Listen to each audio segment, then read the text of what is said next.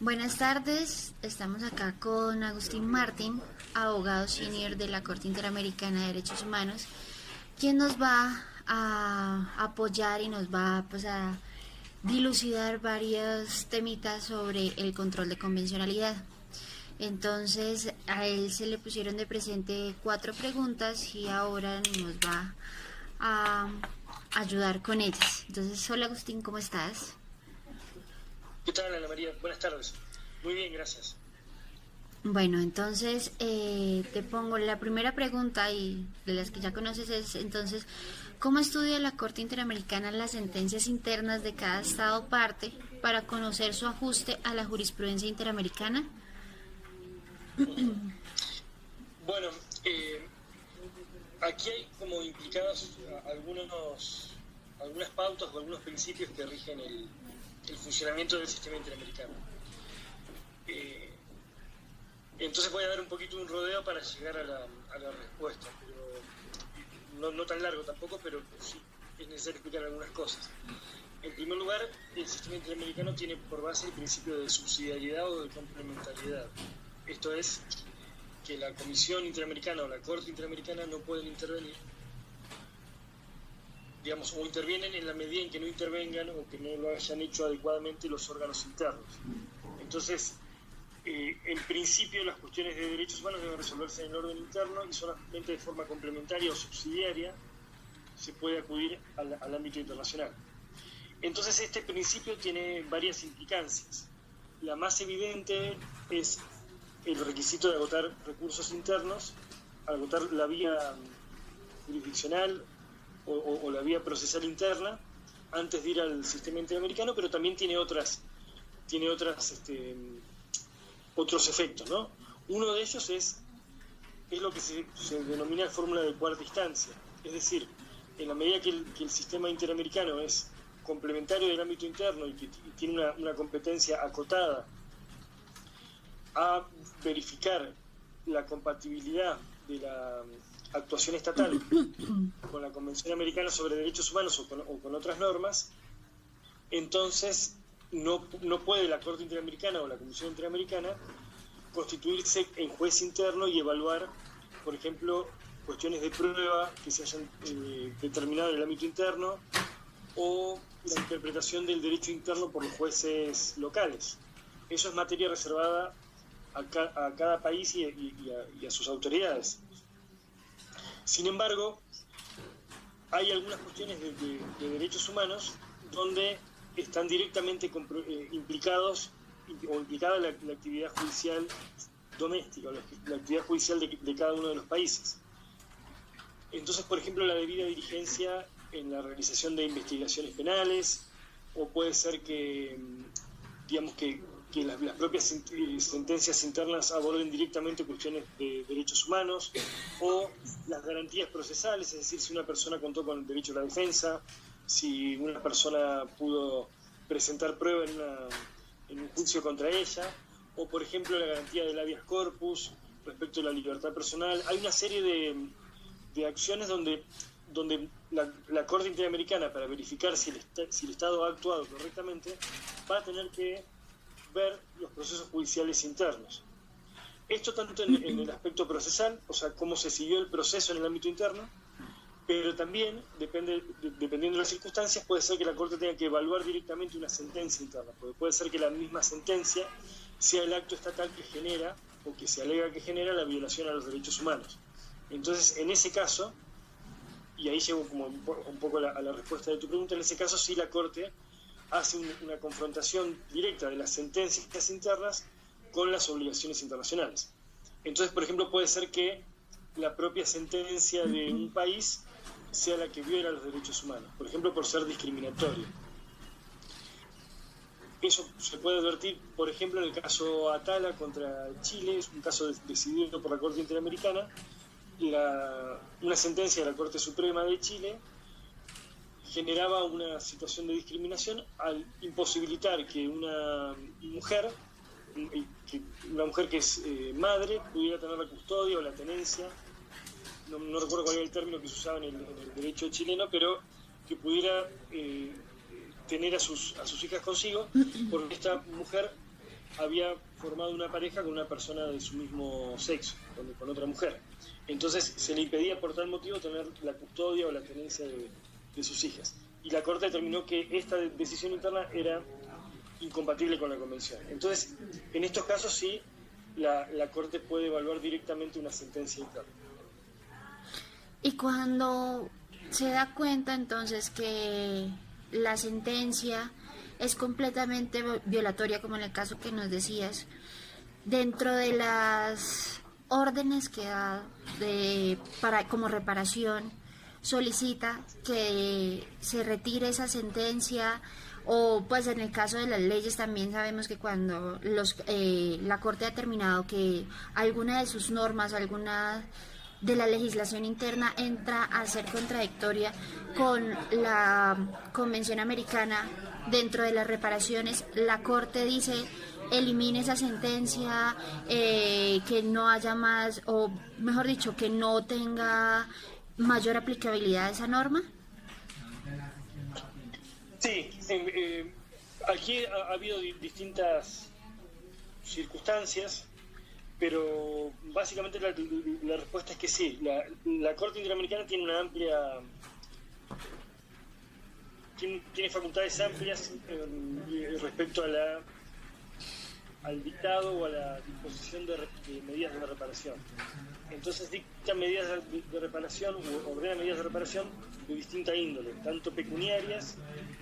como de satisfacción, es decir, medidas simbólicas para la reparación de las víctimas, como por ejemplo realizar un acto público o publicar la propia sentencia de la Corte Interamericana, como puede ser medidas de rehabilitación, como dar tratamiento médico, pero dentro de todas esos rubros de medidas existe lo que se llama las garantías de no repetición o medidas de restitución, dependiendo del caso puede ser unas u otras, donde puede verse implicado lo que me estás preguntando, es decir,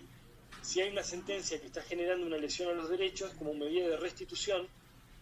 Las medidas de restitución son aquellas que están dirigidas a hacer cesar los efectos de la violación,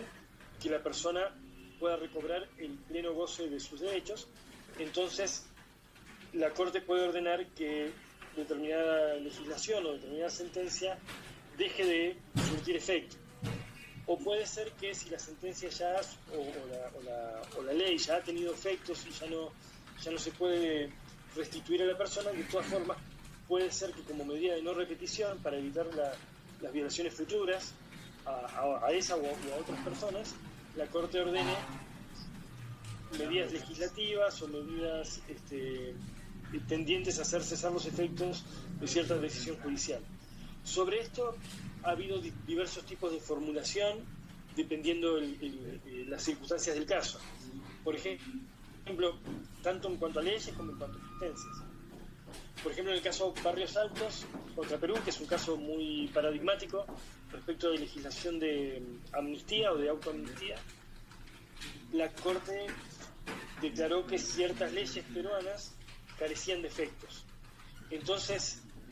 más que ordenar a Perú a adoptar alguna acción para dejar sin efectos esas leyes, ya la propia Corte declaró que carecían de efectos. Sin embargo, cuando dictó su sentencia de reparaciones, señaló que Perú tenía que, de alguna manera, demostrar ante la Corte que estaba dando cumplimiento a este cese de efectos de la legislación. En otras sentencias, más que declarar como el puro imperio de la sentencia de la Corte Interamericana, las leyes carecen de efectos, lo que se ha hecho es ordenar al Estado que adopte medidas legislativas para privar de efectos futuros a determinada legislación o para reformar ciertas leyes o ciertas normas internas, y en este caso esas leyes continúan teniendo efectos hasta tanto el Estado no las modifique. Lo mismo con sentencias internas. Por ejemplo, en el caso Fontevecchia respecto de Argentina, un caso sobre libertad de expresión, la Corte Interamericana ordenó revocar la sentencia interna que generaba o que convalidaba la violación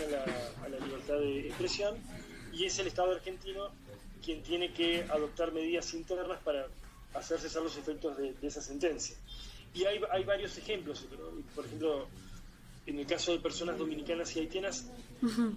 respecto de República Dominicana, se analizaron decisiones judiciales internas que ordenaban una política pública respecto de la nacionalidad, que tenía que ver con la el reconocimiento de nacionalidad a ciertas personas y la Corte ordenó que lo dispuesto por esa sentencia interna no podía tener efectos y que el Estado debía adoptar acciones legislativas o de otra índole para satisfacer los derechos de las víctimas en el caso y finalmente siendo una medida de no repetición también de otras personas. Entonces hay varios ejemplos en ese sentido. Y otra cosa, cuando ya entonces tenemos pues que dentro de la reparación se ordena que cesen todos los efectos que tenía pues ya la sentencia, dentro de la Corte Interamericana, dentro de las sentencias de supervisión, entra a revisar que se hayan excluido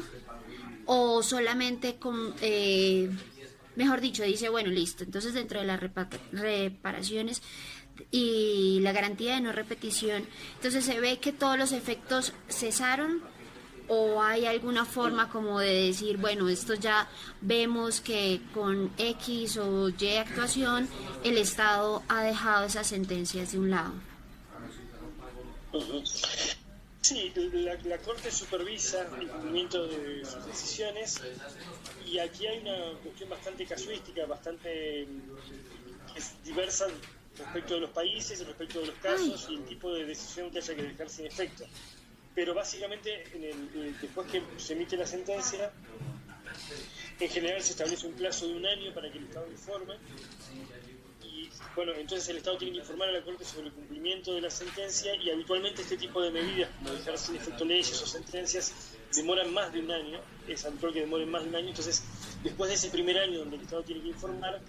luego el Estado sigue presentando informes. También los representantes de las víctimas y la Comisión Interamericana van presentando informes y el Estado va mostrando de qué manera está cumpliendo las órdenes de la Corte. Pero para darte un ejemplo, por ejemplo en el caso de Costa Rica, tenemos una sentencia que es el caso de la fecundación in vitro, donde la violación a derechos humanos se había producido a partir de una sentencia interna de la Corte Suprema de Costa Rica, que había señalado la prohibición de la fecundación in vitro. Es decir, la prohibición surgía de la propia sentencia de costarricense, porque estaba permitida, pero la sentencia de Costa Rica dijo que ese permiso de realizar una fecundación in vitro era inconstitucional. Entonces, la prohibición derivaba de la propia sentencia. Entonces, cuando el caso llegó a la Corte Interamericana ordenó al Estado de Costa Rica, concluyó que esto era violatorio de derechos humanos, lo que es en sí mismo es todo un tema, pero finalmente se concluyó eso. Luego, entonces, la Corte ordenó a Costa Rica, más que buscar sin efecto la sentencia, ordenó adoptar acciones para posibilitar la fecundación in vitro, es decir, levantar la prohibición y adoptar acciones para posibilitar la fecundación in vitro. Después de eso, el gobierno de Costa Rica, el Poder Ejecutivo, dictó un decreto permitiendo la fecundación in vitro, y ese decreto fue declarado inválido por la Sala Cuarta, es decir, por la Corte Suprema de Costa Rica,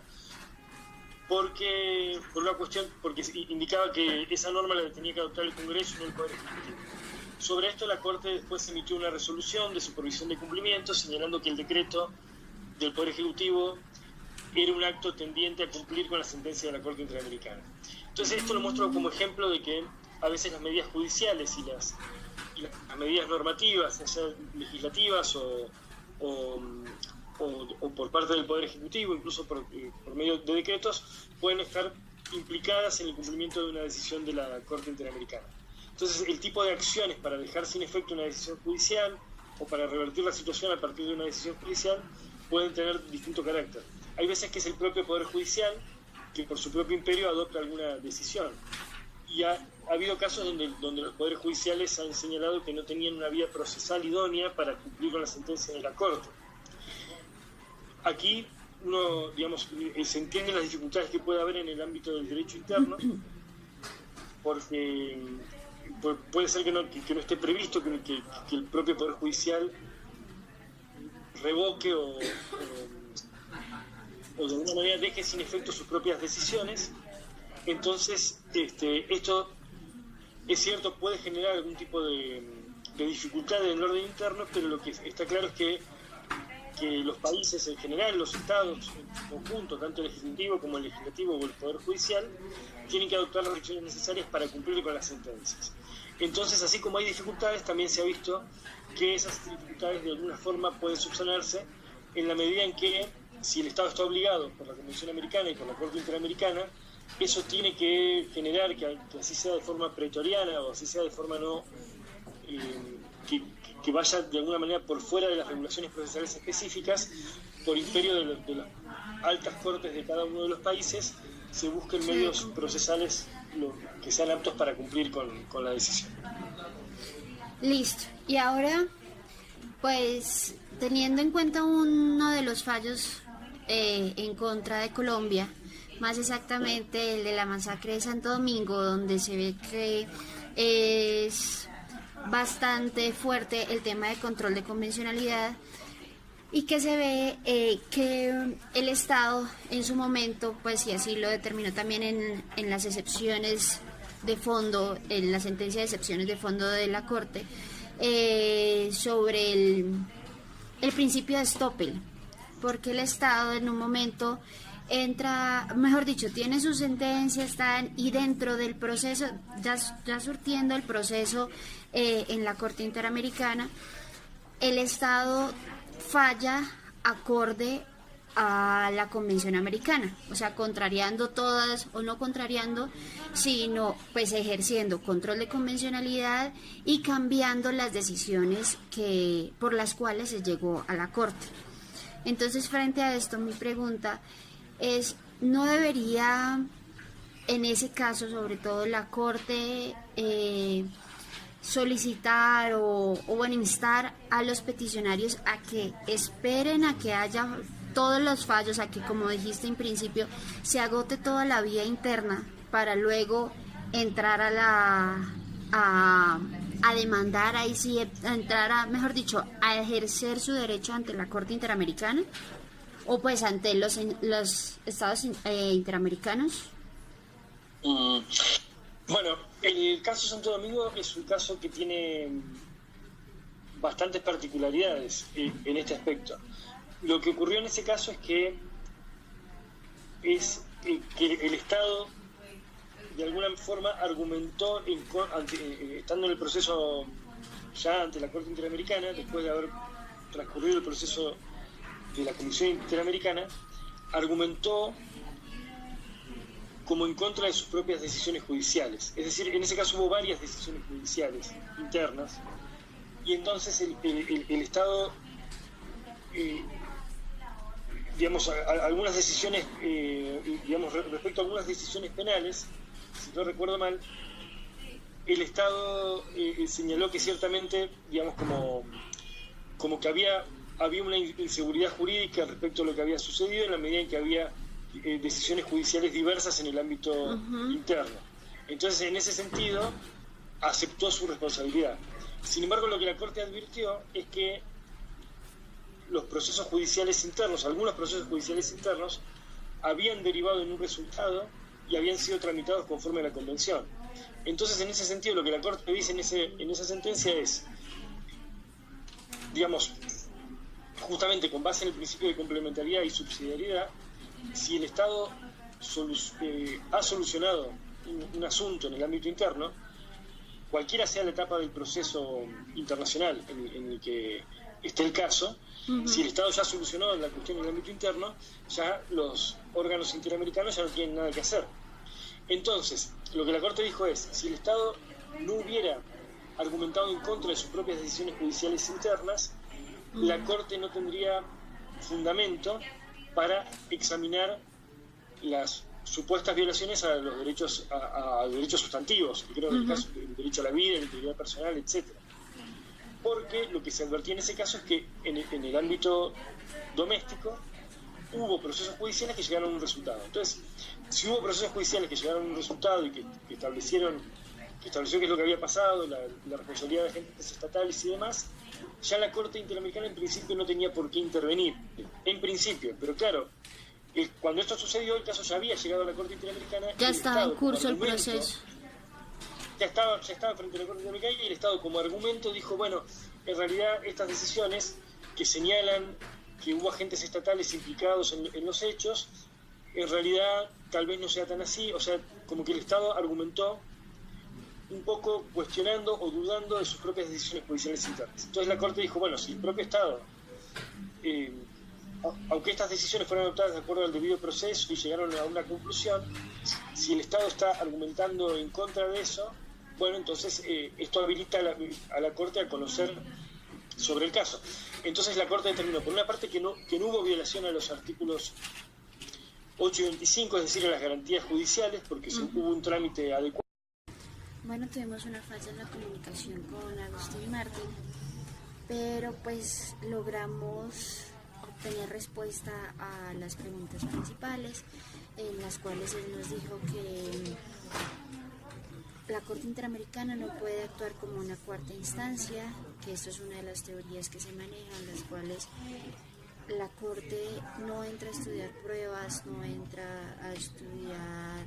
el fondo del caso, sino frente a las violaciones, y por ende estudia de forma general cómo se tomaron los casos, cómo llegaron a ser analizados por la justicia interna. También nos respondió que frente a la masacre de Santo Domingo versus Colombia, que es uno de los casos en los cuales fue condenada Colombia, se logró justificar que no hubo un retraso y se logró indicar que Colombia tomó las decisiones y estaban ajustadas o sea, tenían un control de convencionalidad, pero sí hubo violación a derechos humanos. Lo que pasa y lo último que nos decía él era que se logró determinar que procesalmente estaban ajustados los fallos, pero que sí hubo violaciones, y más que el Estado entró a contradecir sus decisiones internas en instancias internacionales entró a contradecirse frente a los fallos que había sacado cuando ya se encontraba en curso en proceso ante la Corte Interamericana. Bueno, después de esto no queda más que agradecerle y espero que las preguntas que surjan frente a esto me las transmitan y yo a su vez pueda transmitírselas a él. Quedo pendiente de si teníamos preguntas y pues nada, ojalá esto nos haya ayudado a tener claros los puntos y, mejor dicho, todas las claves que se deben tener para ejercer o cómo se ejerce el control de convencionalidad en Colombia, que muchas veces es equiparado, como les decía en clase, con el control de constitucionalidad. Lo que pasa es que uno pues es ajustado a los fallos y normas internas y el otro sería ajustado a la Convención Interamericana y a tratados de derechos humanos.